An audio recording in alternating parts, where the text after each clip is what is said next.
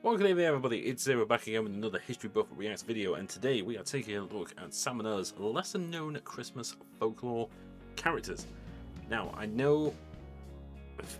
suspect I might know a few of these. I don't actually know for sure. We're going to find out. Are you comfy? Alright, let's get to it. This video is sponsored by Skillshare.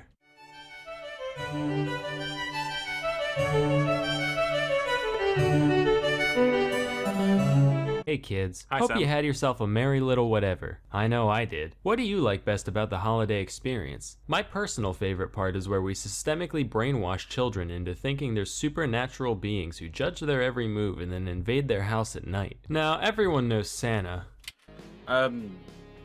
Sure.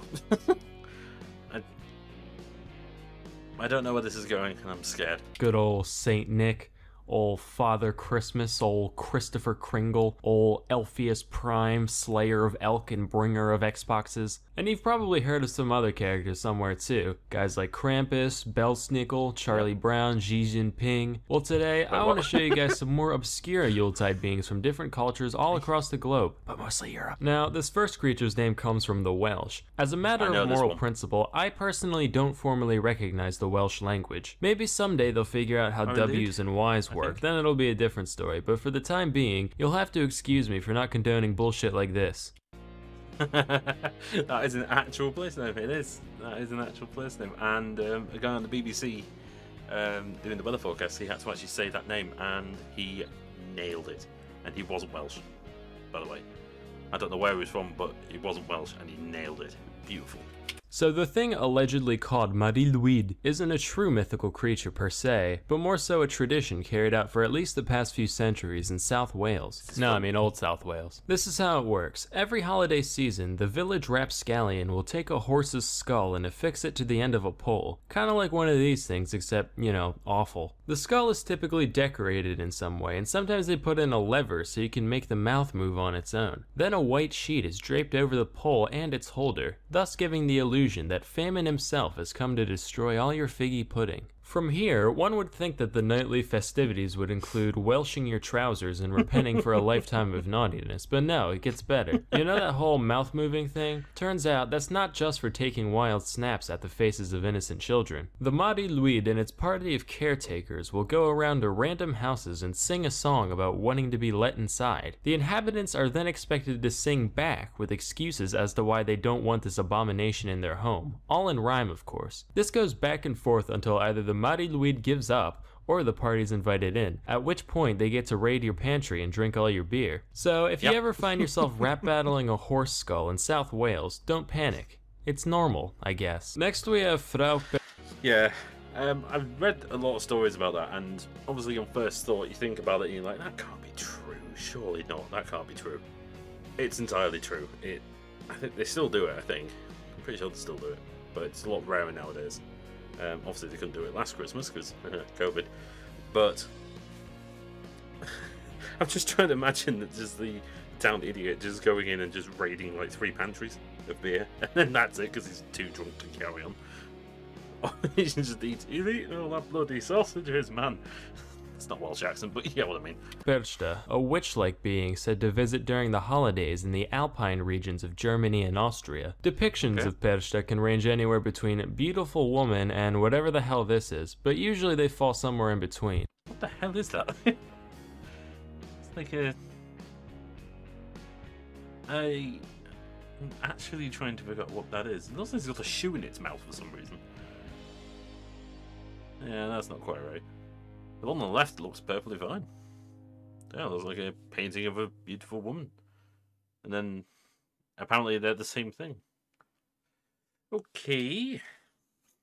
She's also sometimes shown with this big, weird, floppy goose foot. That's because she's apparently real into spinning. Not the 2-foot kind though, the 1-foot kind. It's said that this delightful spinster pays a visit to all the little wiener schnitzels on the 12th night of Christmas. If you were well behaved and hard working this year, she might leave you a small silver coin in your shoe. How kind. But if you've been an inattentive young lady and didn't spin all your flax that year, Perchta will trample all your half-woven fibers as punishment, and you'll say, weird flax, but okay. Fucking cut that out, jeez.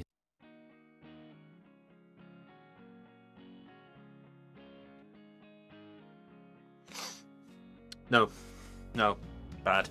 Then there's the stuff Perchta considers especially naughty, which can vary depending on who you ask. If you left your house a mess, or you didn't leave out the traditional bowl of porridge, or maybe you didn't eat your ceremonial fish and gruel on feast day, that's when you've been a real goober. As recompense, she'll rip out your fucking intestines through your abdominal wall and then stuff your empty body cavity with pebbles and straw until you're just as plump as when she started. So, you know, you win some, you lose some. Nobody knows what she does with your freshly harvested innards after she leaves. But being that she lives in the mountains and has an obsession with thread making, I think we can all infer the obvious truth. Of course, no discussion of folklore of any kind can... Hold on. That's not the way I was expecting that to go. Not at all. Wow, okay then. That took an interesting turn, ripping out the innards. Jesus. No, I've never heard of that one before. The Married, I have heard of. I generally don't know if that's how you say it, but it doesn't sound quite right. But yeah, I heard that one before. This one I haven't. So let's see what it comes up with next. Truly be complete without taking a look at Iceland. Between the centuries of isolation and the volcanic fumes constantly spilling out over the countryside, it's no wonder that they're one of the world's biggest exporters of whack-ass mythology. Seriously, according to one 1998 survey, over 54% of Icelandic citizens said they believed in elves. Let me repeat that just so we're all clear. In 1998, the majority of the population of Iceland said they believed in elves, and a very large portion probably still does today. As such, the cast of characters said to visit during the holiday season over there is naturally quite diverse. The main lineup consists of the family pictured here. This is the leader of the bunch, a troll, goblin, ogreish type lady named Grilla. Grilla just fucking eats kids. That's it. She's said to prefer the naughty ones, but as long as it's small and made out of kid, she's game. Then you got her husband, Le Palu, who lives with her in her cave, generally considered to be equally ogreish. When the holidays roll around, if there's no soot in your fireplace, he'll reward you with a pickled herring. But if it's dirty, he'll scoop up the ash and dump it in your bed. Ooh. Nah, just messing with you. None of that's true. He also just eats children. The couple also has a giant cat called, this. The cat's main concern is whether or not a person received new clothes for Christmas. Pretty hypocritical considering it walks around naked all the time, but whatever. Anyway, if you got new clothes, then good for you. You got new clothes. On the other hand, if you didn't get any, well, can you guess what he does? You want to take a wild stab? Yeah, that's exactly right. He fucking eats you. Children, adults, doesn't matter. He'll even vor your dog. He doesn't care. Finally, you got the best of the bunch, the 13 Yule lads, each of which visits on a different day leading up to... Which one are you? If you had to pick, hang on, let me just flip myself up. There we go. If you look down there, right? If you look down there, which one of those is you? I know which one I am. I would say that I am the fifth from the left. The one stealing all your meat and sausages. Let's knock myself back down there. Hang on. There we go. That's better. Alright. So yeah, pop which one you are down in the comments.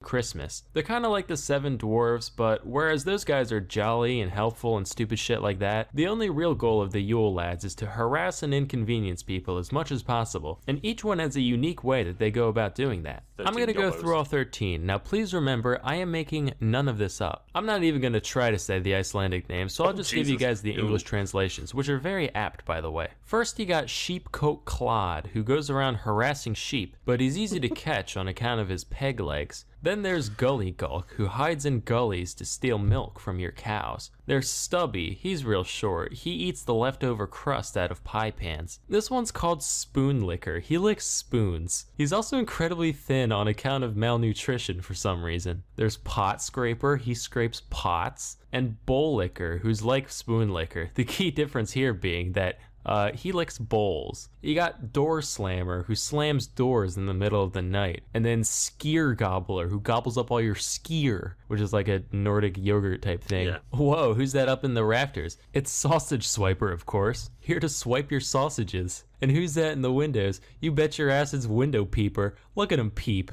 And who could forget our favorite, Doorway-Sniffer, who sniffs your doorway with his giant freakish nose to seek out bread. There's Meathook, he steals your meat with a hook. And finally, Candle Stealer, who fucking, you get the picture. So if you know some kids who just won't behave, maybe it's time to take a page out of Iceland's book come next holiday season. Now remember, your friend dressed up as Grilla doesn't have to actually eat the kids. Just bite them a couple times, that'll be enough. Anyway, with New Year's right around the corner, the time comes to make our New Year's resolutions. While you may spend New Year's Eve getting hella turnt, why not spend New Year's Day getting hella learnt? You can do just that with Skillshare.org. Skillshare is an online learning community.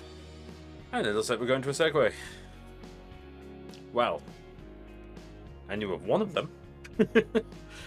That's the Mary Lead. I knew that one. Mary Lead. Somebody who's Welsh should probably tell me off and tell me how to actually pronounce it.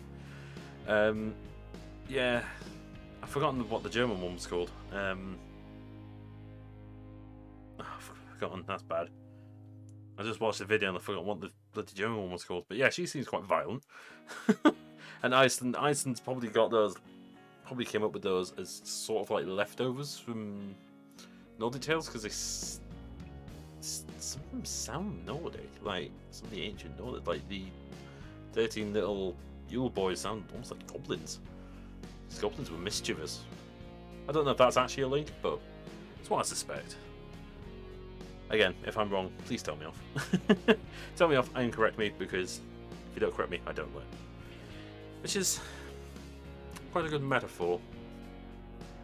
Yes. And that's going to be the end of the video. Thank you very much for watching, guys. If you did enjoy it, please make sure to press those like and subscribe buttons, and also hit that bell so you know when I upload. I will be uploading some different stuff in the coming months, at the very least.